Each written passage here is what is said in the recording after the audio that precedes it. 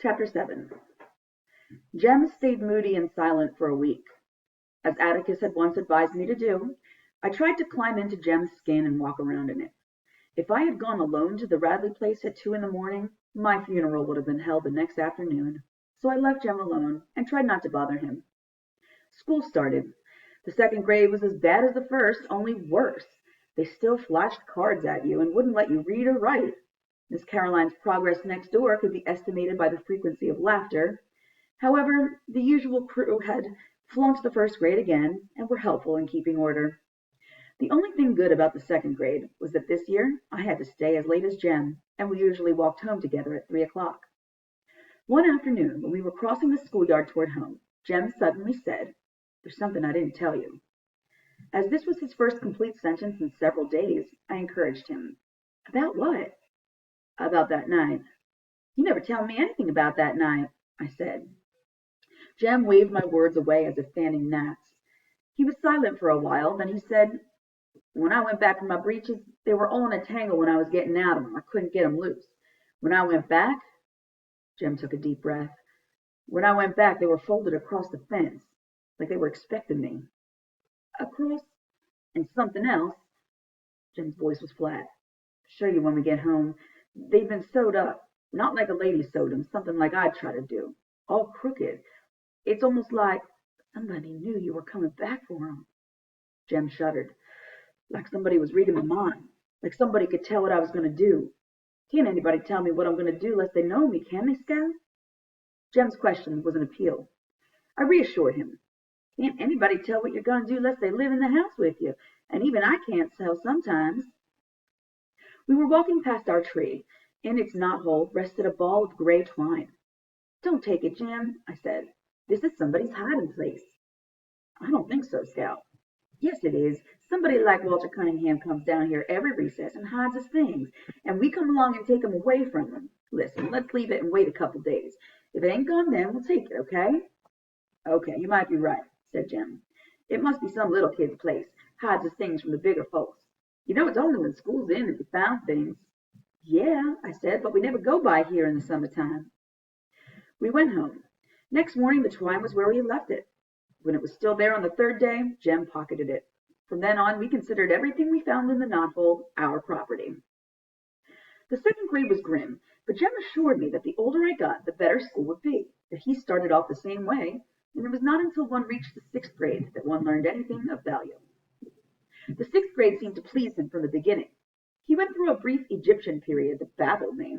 He tried to walk flat a great deal, sticking one arm in front of him and one in back of him, putting one foot behind the other.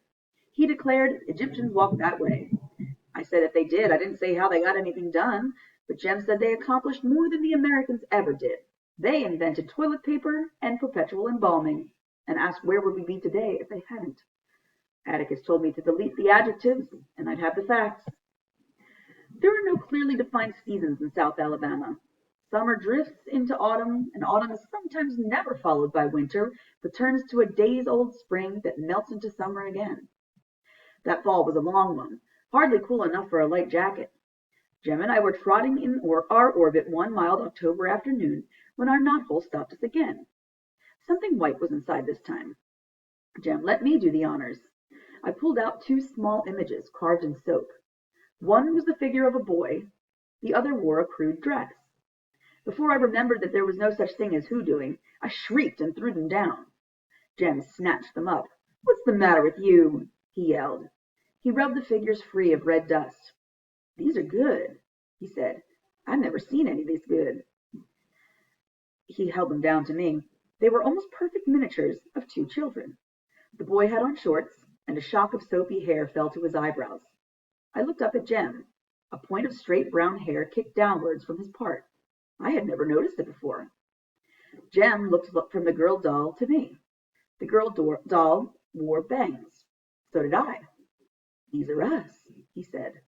"Who did 'em, you reckon?" "Who do we know around here who will?" he asked. "Mr. Avery?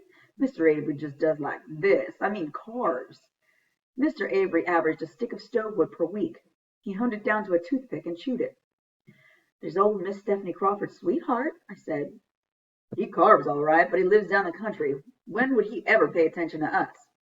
Maybe he sits on the porch and looks at us instead of Miss Stephanie. If I was him, I would. Jem stared at me so long, I asked what was the matter, but got nothing, Scout, for an answer. When we went home, Jem put the dolls in his trunk. Less than 2 weeks later, we found a whole package of chewing gum, which we enjoyed. The fact that everything on the Radley place was poisoned hadn't slipped Jem's memory. The following week, the knothole yielded a tarnished medal. Jem showed it to Atticus, who said it was a spelling medal. That before we were born, the Macomb County schools had spelling contests and awarded medals to the winners. Atticus said someone must have lost it, and we asked around. Jem camel-kicked me when I tried to say where we had found it. Jem asked Atticus if he remembered anybody who ever won one, and Atticus said no. Our biggest prize appeared 4 days later. It was a pocket watch that wouldn't run, on a chain with an aluminum knife. You reckon it's white gold, Jem? Don't know. I'll show it to Atticus. Atticus said it would probably be worth $10, knife, chain, and all, if it were new. Did you swap with somebody at school? He asked. Oh, no, sir. Jem pulled out his grandfather's watch that Atticus let him carry once a week, if Jem were careful with it. On the days he carried the watch, Jem walked on eggs. Atticus, if it's all right with you, I'd rather have this one instead. Maybe I can fix it. When the new wore off his grandfather's watch, and carrying it became a day's burdensome task, Jem no longer felt the necessity of ascertaining the hour every 5 minutes. He did a fair job, only 1 spring and 2 tiny pieces left over, but the watch would not run. Oh, he sighed, it'll never go. Scout? Huh? You reckon we ought to write a letter to whoever's leaving us these things? That'd be right nice, Jem. I could thank 'em. What's wrong? Jem was holding his ears, shaking his head from side to side. I don't get it. I just don't get it. I don't know why, Scout. He looked toward the living room. I've got a good mind to tell Atticus. No, I reckon not. I'll tell him for you. No, don't do that, Scout. Scout. What? He had been on the verge of telling me something all evening. His face would brighten, and he would lean toward me, then he would change his mind. He changed it again. Oh, nothing. Here, let's write a letter. I pushed a tablet and pencil under his nose. Okay. Dear Mr. How do you know it's a man? I bet it's Miss Maudie. Been betting that for a long time. Miss Maudie can't chew gum. Jem broke into a grin. You know, she could talk real pretty sometimes. One time I asked her to have a chew, and she said no thanks, that chewing gum cleaved to her palate and rendered her speechless, said Jem carefully. Doesn't that sound nice? Yeah, she can say nice things sometimes. She wouldn't have a watch and chain anyway. Dear sir, said Jem, we appreciate everything which you have put into the tree for us. Yours very truly, Jeremy Atticus Finch. He won't know who you are if you sign it like that, Jem. Jem erased his name and wrote Jem Finch. I signed Jean Louise Finch, Scout, beneath it. Jem put the note in an envelope. Next morning on the way to school, he ran ahead of me and stopped at the tree. Jem was facing me when he looked up, and I saw him go stark white. Scout! I ran to him. Someone had filled our knothole with cement. Don't you cry now, Scout. Don't cry now. Don't you worry. He muttered at me all the way to school.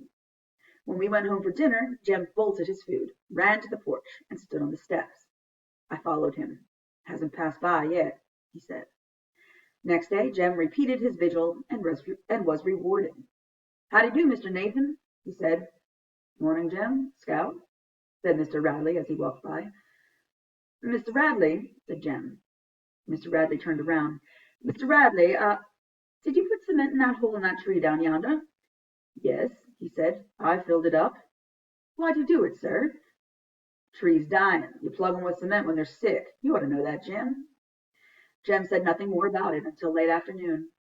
When we passed our tree, he gave it a meditative pat on its cement and remained deep in thought. He seemed to be working himself into a bad humor, so I kept my distance. As usual, we met Atticus coming home from work that evening. When we were at our steps, Jem said, Atticus, look down yonder at that tree, please, sir. What tree, son? The one on the corner of the Radley lot coming from school. Yes. Is that tree dying?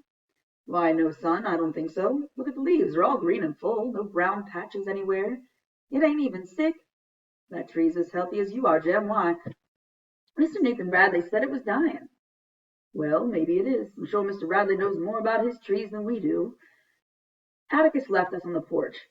Jem leaned on a pillar, rubbing his shoulders against it. Do you itch, Jem? I asked as politely as I could. He did not answer. Come on in, Jem, I said.